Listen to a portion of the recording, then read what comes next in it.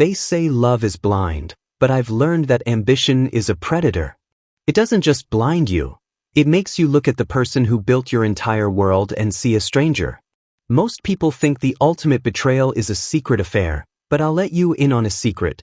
The real sting is watching your wife fall in love with your own shadow, then tell you to your face that you aren't successful enough to stand beside it. Welcome back to the Investor's Vault. Sit back, take notes, and remember, in the world of high-stakes business, the most dangerous person in the room is usually the one you've overlooked. Before we get into the gala that changed everything, drop a comment below and hit that subscribe button. You're going to want to see how this one ends. The thing about having real power is that you don't feel the need to wear it on your sleeve. I drive a 5-year-old Volvo with a coffee stain on the floor mat and a trunk full of old gym gear.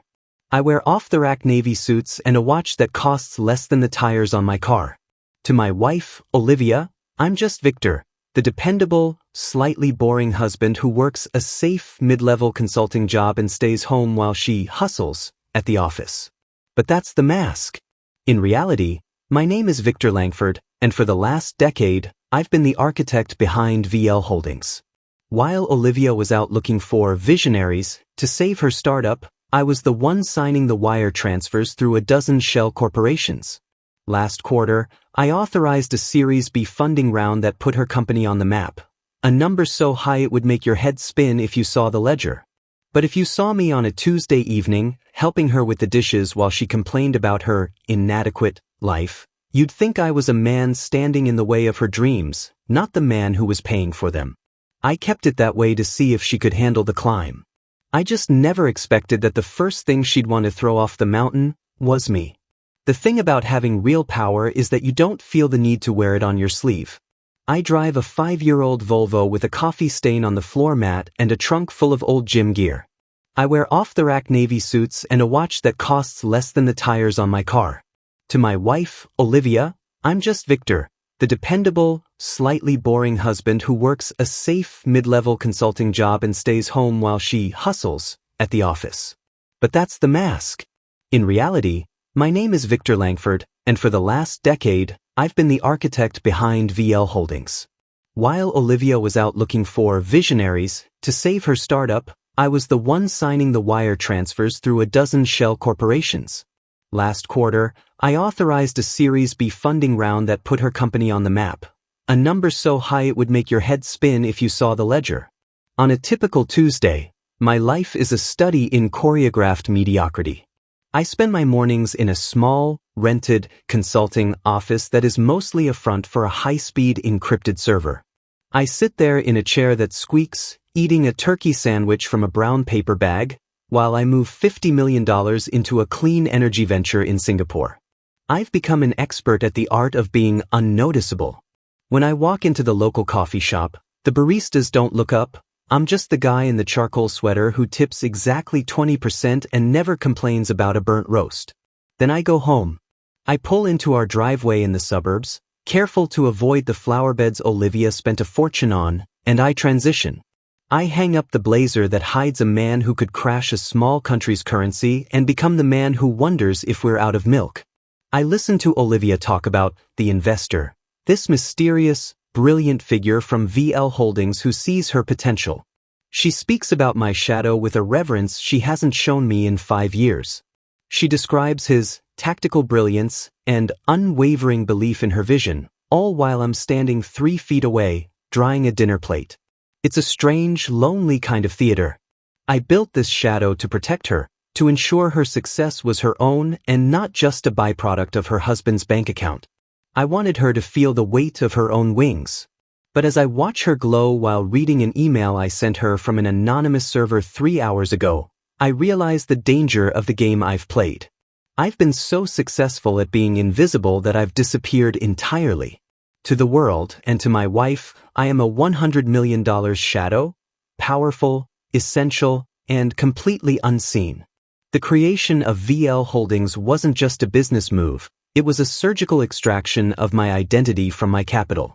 I remember sitting in a dimly lit office in Delaware, signing the articles of incorporation while Olivia was at home, sketching her first wireframes on a cocktail napkin.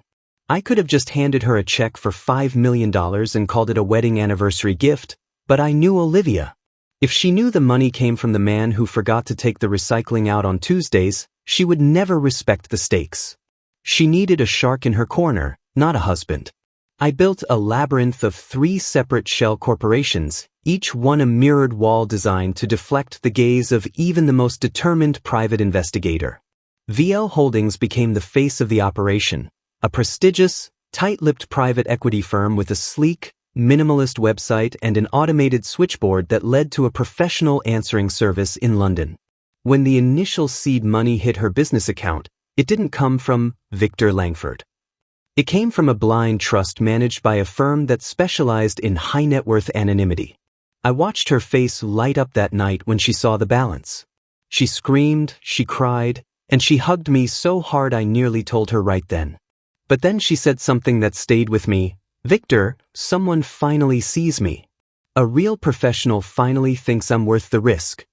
It stung, just a little, to realize that my belief in her wasn't professional enough to count. As the months turned into a year, the gambit grew more complex. I had to hire a proxy, a retired corporate lawyer named Arthur who lived in Vermont, to take the occasional strategy call with her when my voice would have been too risky. I sat in my squeaky consulting chair, feeding Arthur the lines through a private chat window while he spoke to my wife in his gravelly, authoritative tone. I was the ghost in the machine, directing the growth of her company, Langford Tech, with the precision of a grandmaster. I funneled more than just money through VL Holdings. I funneled wisdom. I sent her internal memos on market volatility and investor expectations that were really just lessons I wanted her to learn without the baggage of my advice. She treated those emails like scripture. She would read them aloud to me over dinner, her eyes bright with a fire I hadn't seen since our honeymoon, telling me how the investor was a genius. I would just nod, sip my lukewarm coffee, and tell her how proud I was that she had found such a powerful mentor. I was feeding her soul with one hand and hiding the spoon with the other, never realizing that by making the shadow so perfect, I was making the man beside her disappear. By the time the Series B funding closed, the atmosphere in our home had shifted from a shared dream to a cold, professional hierarchy. Olivia didn't just walk into a room anymore. She commanded it, her eyes constantly darting to her phone as if waiting for a transmission from a higher power. That power, of course, was me, or rather, the version of me she called the visionary. The more I infused Langford Tech with the capital it needed to dominate the market, the further I drifted from her heart. It was a bitter irony. The more I succeeded as her benefactor, the more I failed as her husband. She began staying at the office until midnight, returning home with a frantic energy that left no room for us. When we did speak, the conversation was a monologue about the latest directive from VL Holdings. She would sit across from me at the kitchen island, ignoring the dinner I'd kept warm, to recount the sheer brilliance of the new restructuring plan I had drafted in my silent office that morning. "He's just so decisive, Victor," she whispered one night, her voice thick with a genuine, haunting admiration. "He sees moves 3 years before they happen. He's the kind of man who changes the world, not just watches it go by." I sat there, the boring husband in a faded sweatshirt, listening to my wife fall in love with my own intellect while she looked right through my physical presence. She started comparing us, not out loud at first, but in the heavy silences that followed my questions about her day. I could see her calculating my worth against the shadow I had created. To her, I was the anchor dragging behind her speeding yacht. She didn't realize I was the engine beneath the deck. The coldness became physical. She stopped taking my hand when we walked. She moved her laptop to the guest room, claiming she didn't want to wake me with her late-night strategy sessions with the VL team. In reality, she was seeking intimacy with a ghost. She was enamored with a digital footprint, a series of wire transfers, and a persona of power that I had built to protect her. She was chasing a man who didn't exist, and in her pursuit of that phantom, she was stepping over the living, breathing man who had given everything to make the phantom real. I watched her drift away, further into the light of the fire I had started, leaving me alone in the cold shadows of my own making. The air in the dining room was thick with the scent of a roast I had spent 3 hours preparing. A quiet, domestic gesture that felt increasingly like an architectural ruin. Olivia didn't sit down. She stood by the head of the table, her coat still on, her leather briefcase clicking against the hardwood like a gavel. She didn't look at the meal, and she didn't look at me. She looked through me, focused on a future that no longer had a place for a consultant with a stained Volvo and a quiet life. "Victor, we need to stop the charade," she said. Her voice was clipped, professional, the same tone she used for board meetings. She reached into her bag and slid a cream-colored envelope across the table. It came to rest right next to my plate of carrots. I didn't need to open it to know they were divorce papers. I set my fork down slowly, the metal clinking against the china in the heavy silence. "The timing is a bit sharp, don't you think? You just cleared your Series B. This should be a celebration." "That's exactly the point," she snapped, finally meeting my eyes. There was no hatred in her gaze, which was worse. There was only a cold, clinical pity. "The Series B changed everything. I've spent the last 6 months talking to real giants, Victor. Men like the lead at VL Holdings. He understands the pressure, the scale, the vision. He sees the world from the summit, and I'm finally standing there with him." She paused, her jaw tightening. "When I come home to this, to the small talk and the middle-class safety, I feel like I'm suffocating. I need someone on my level, Victor. Someone who matches my trajectory." I looked at the envelope, then back at her. "And you think this investor is that man?" "I know he is," she said, a faint, almost dreamy smile touching her lips. "We've been communicating daily. He's brilliant, he's ambitious, and he's asked to meet me privately after the reveal gala next week. He's the future. You're the past, Victor. You're a good man, but you're a stagnant one. You've reached your ceiling and I'm just getting started." She turned to leave, her heels clicking a sharp, rhythmic retreat toward the door. She didn't ask if I was okay. She didn't ask where I would go. She was already mentally moved into a penthouse with a ghost. I sat there in the silence of the house I had paid for, beside the dinner I had cooked, looking at the signature line on the papers. She wanted a man on her level. She wanted the visionary who had built her empire. As I watched her car pull out of the driveway, I realized she was about to get exactly what she asked for. She just hadn't realized yet that the summit she was climbing was actually my front porch. The divorce papers were still sitting on the mahogany table, a white scar against the dark wood, when Olivia called me 2 days later. Her voice didn't carry the weight of a woman ending a 10-year marriage. It carried the frantic, artificial vibrance of someone who had already stepped into a new life and was simply looking back to wave goodbye. She wasn't calling to discuss the division of assets or who would keep the house. She was calling to extend an invitation to the Langford Tech Reveal Gala. "I want you there, Victor," she said, and I could hear the rustle of silk in the background, likely her fitting for a dress that cost more than my first car. "I know it sounds cruel after the papers, but I want you to see it. I want you to see what I've built with the help of someone who actually understands the scale of my ambition. Maybe then you'll understand why I can't stay. You need to see what real success looks like, instead of just reading about it in your little consulting reports." It was a pity invitation, wrapped in the guise of closure. She wanted a witness to her ascension, specifically the man she deemed too small to accompany her. She wanted me to stand in the back of the room, nursing a drink in my off-the-rack suit, while she was ushered onto the stage by the visionary from VL Holdings. To her, I was the baseline, the safety net she was finally cutting away so she could soar.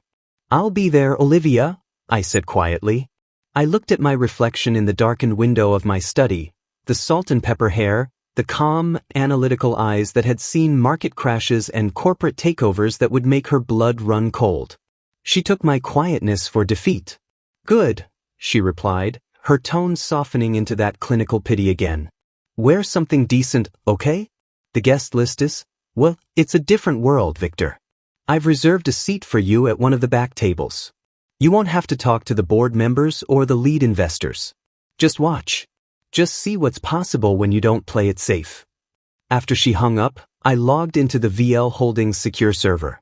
I looked at the digital ticket I had issued to myself weeks ago, the one that didn't place me at a back table, but at the center of the podium.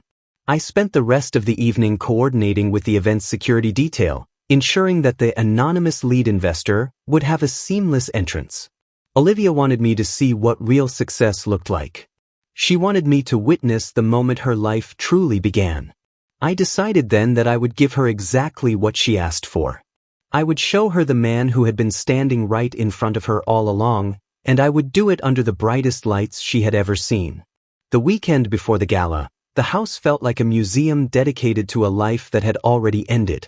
Olivia had moved into a suite at the Four Seasons, claiming she needed the proximity to the venue for logistical reasons, but we both knew it was just an early rehearsal for her new reality. I spent those quiet hours in my study, the only room she never bothered to redecorate. On the desk lay the final set of legal documents, the physical manifestation of the paper trail I had spent a decade weaving. I ran my thumb over the embossed seal of VL Holdings. These weren't just business contracts, they were the blueprints of a ghost. I reviewed the original articles of incorporation, the cascading series of offshore trusts, and finally, the majority shareholder proxy that gave me total, unilateral control over Langford Tech.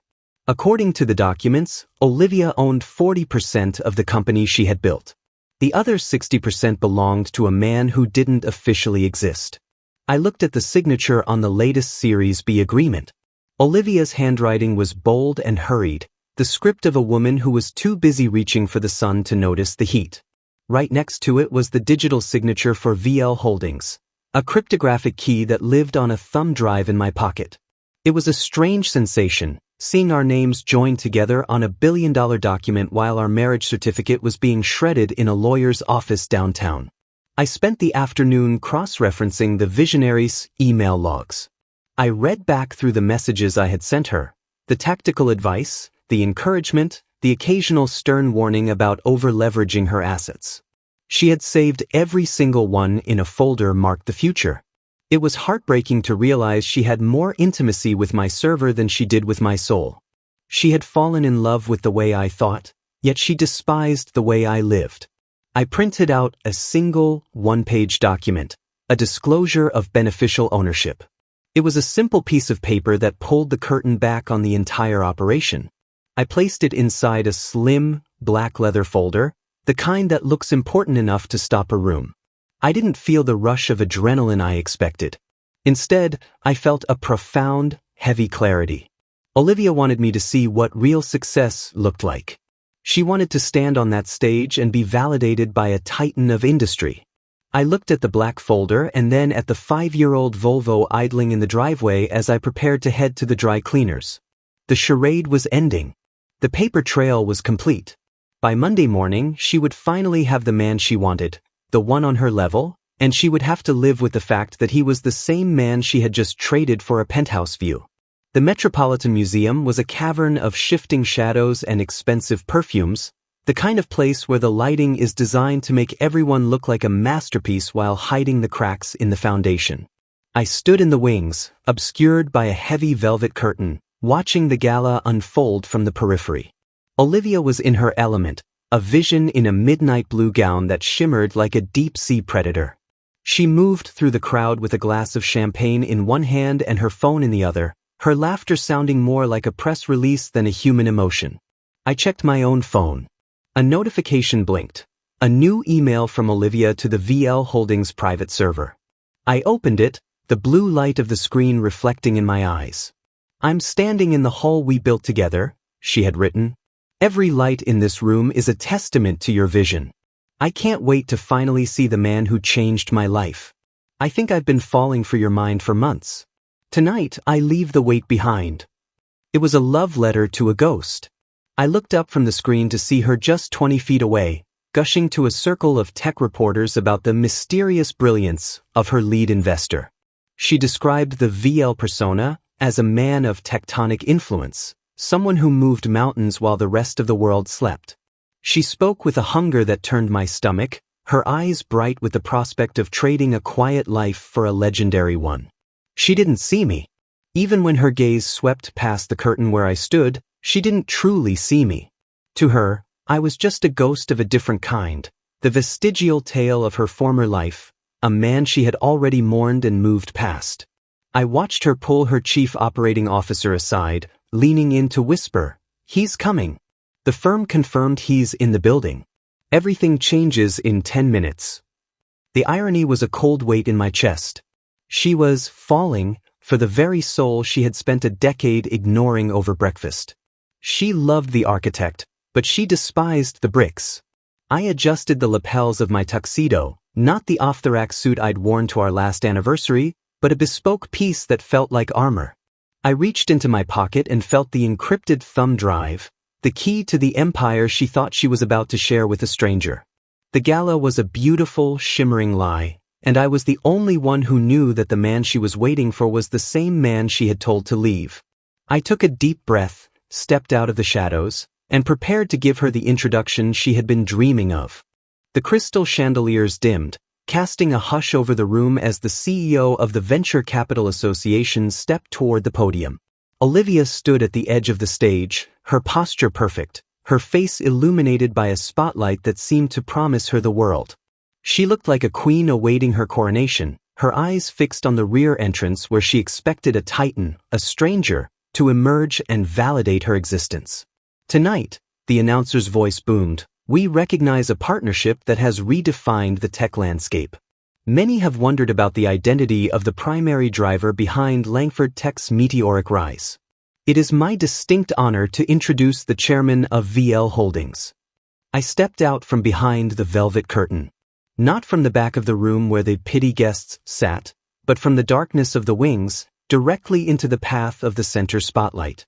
The click of my shoes on the polished wood was the only sound in a room that had suddenly lost its breath. I saw the moment the recognition hit her. It wasn't a slow realization, it was a physical blow. Olivia's hand flew to her throat, her glass of champagne tilting dangerously as her knees buckled almost imperceptibly. The boring husband in the faded sweatshirt was gone. In his place stood a man in a midnight black tuxedo that fit like a second skin, moving with the quiet, predatory grace of someone who owned every square inch of the building. I walked straight to the microphone, stopping just inches from her. The silence was absolute. The kind of silence you only get when 100 powerful people realize they've been looking at a masterpiece through a dirty lens. I didn't look at the cameras or the board members. I looked only at Olivia. Her eyes were wide, glassed over with a mixture of terror and a sudden, sickening understanding. "Good evening," I said, my voice steady and resonant, carrying the weight of the decade I'd spent in the shadows. "My name is Victor Langford. I am the founder of VL Holdings, and for the last 10 years, I have been the silent partner in Langford Tech." The room erupted into a low, frantic murmur, but Olivia remained frozen. I could see the gears turning, the emails, the wire transfers, the divorce papers she had slid across our dinner table. Every secret I had kept and every insult she had leveled at my stagnant life collided in that single, frozen moment. I leaned in closer, my voice dropping to a whisper that only she could hear. "You said you needed someone on your level, Olivia." "Well," I paused, looking out over the empire I had built for her. "Here I am." The applause from the room was a distant roar, muffled by the absolute, ringing silence that had settled between Olivia and me. She looked at me, her mouth opening and closing like someone gasping for air in a vacuum. The board of directors, seated in the front row, were no longer looking at her as the visionary founder. They were looking at me as the person who held their checks, their futures, and their company's lifeblood. "Victor," she whispered, the name coming out as a fractured plea. "All this time, why?" I didn't answer her immediately. I looked at the lead director, a man named Marcus who had spent the last 3 months trying to convince VL Holdings to squeeze me out of the picture. I saw him turn pale as he realized the boring husband he had mocked at the holiday party was the same man who could dissolve his career with a single signature. The power in the room had shifted so violently that the air felt thin. "The board is going to need an explanation for the sudden lack of transparency, Olivia," I said, my voice projecting with a cold, effortless authority that made her flinch. I wasn't the man who fixed the leaky faucet anymore. I was the chairman. More importantly, They're going to need to know why the CEO of this company just spent the last 20 minutes telling the press she was leaving her primary investor for a ghost. She reached out to touch my arm, but I stepped back, the distance between us now measured in miles of legal filings and broken trust. The cameras were still flashing, capturing every second of her disintegration. Her polished presence, the one she had spent years cultivating, was cracking in real time. She realized that by discarding the husband she thought was beneath her, she had inadvertently insulted the only person who actually occupied the level she so desperately craved. I looked over at the lawyers waiting in the wings with the disclosure papers. There is no visionary waiting for you in a penthouse, Olivia. There is no new life. There is only the company I built for you, and the man you decided wasn't enough to share it with. The board members began to stand, a frantic huddle of suits and whispered panicked questions, but I simply turned my back on them. I walked toward the exit, leaving Olivia standing alone under the harsh, unforgiving glare of the spotlight. She had wanted to stand on the summit, and I had given her the view. She just hadn't realized that when you reach the top by stepping on the person holding the ropes, there's nobody left to stop you from falling once the wind starts to blow. The system was shutting down, and for the first time in 10 years, I wasn't going to be the one to reboot it. The morning after the gala, the world looked exactly the same from the window of my study, but the silence in the house had a different weight. It was no longer the silence of a secret, it was the silence of a conclusion. I sat at my desk, the same one where I had authorized the funding that made Olivia a star, and opened a final encrypted channel to the board of directors. I didn't seek revenge. Revenge is a loud, messy emotion, and I have always preferred the quiet precision of a clean break. I drafted the terms for the divestment of VL Holdings. I sold my majority stake to a neutral institutional firm, ensuring the company's stability for the 4,000 employees who relied on it, but effectively removing my hand from the rudder. I kept enough to ensure my daughter's future remained untouched, then I deleted the digital persona of the visionary forever. The servers were wiped, the shell companies dissolved, and the ghost that Olivia loved was laid to rest. Olivia kept the company.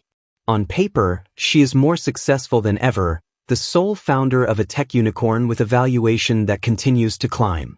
But I know Olivia. I know that every time she walks into a boardroom, she looks at the empty chair at the head of the table and wonders if she's actually the one making the decisions. She owns the building, she owns the brand, but she's haunted by the knowledge that the genius she fell for wasn't a titan in a penthouse. It was the man she told to get out of her way. I saw a photo of her in a business magazine last week. She looked radiant, powerful, and utterly alone. Her smile was the same one she used at the gala. A press release in human form. She had achieved the level she wanted, but the air at the summit is thin, and there's no one there to catch you when the adrenaline fades. As for me, I sold the house in the suburbs. I bought a small piece of land further out, where the only thing I have to manage is a garden that doesn't care about market volatility. I still drive the Volvo. I still wear the off-the-rack sweaters. But the mask is gone. I'm no longer a silent partner or a $100 million shadow. I'm just Victor Langford, a man who built an empire to protect a dream, only to realize that some dreams are better left unfinanced. I spent a decade being invisible, thinking it was the only way to be loved for who I was. Now, I've learned that the greatest power isn't being the man in the shadows. It's being the man who is comfortable enough in the light to walk away from a table where respect is no longer served. I'm going back to my tomatoes, and for the first time in a long time, the silence is exactly what I want it to be. Look, before you click away, I want you to take a second and really think about the room you're sitting in right now. Who in your life is holding the ropes for you? And more importantly, do you even realize they're there? The biggest mistake Olivia made wasn't wanting to be successful. It was assuming that because I was quiet, I was small. She fell in love with the visionary, because he was loud, he was shiny, and he represented a status she craved. She didn't realize that the man who built her world was the same man she saw as a stagnant anchor. The vital lesson I've learned, and what I want you to take away from my story, is that true power doesn't need a spotlight. Real influence is silent. It's the person who does the work when no one is watching. It's the partner who supports you behind the scenes without needing a press release to prove their worth. If you find yourself looking past the people who have been there since day one because they don't look successful enough for your new life, you aren't climbing a mountain, you're just building a lonely pedestal. Ambition can be a predator. It can make you trade a soul for a stock price. And trust me, the view from the top is incredibly cold when you've burned the bridges that got you there. If you value these kinds of raw, tactical looks at life, family, and the high stakes of human nature, then you're in the right place. We don't just tell stories here. We look at the blueprints of how people really behave when the masks come off. So, do me a favor. Hit that subscribe button and join our community. Drop a comment below and tell me, have you ever been the silent partner in someone else's success? I want to hear your story. Stick around because we have a lot more to uncover, and you won't want to miss what happens when the next curtain pulls back. I'm Victor Langford, and I'll see you in the next one. For now, I've got some tomatoes to tend to.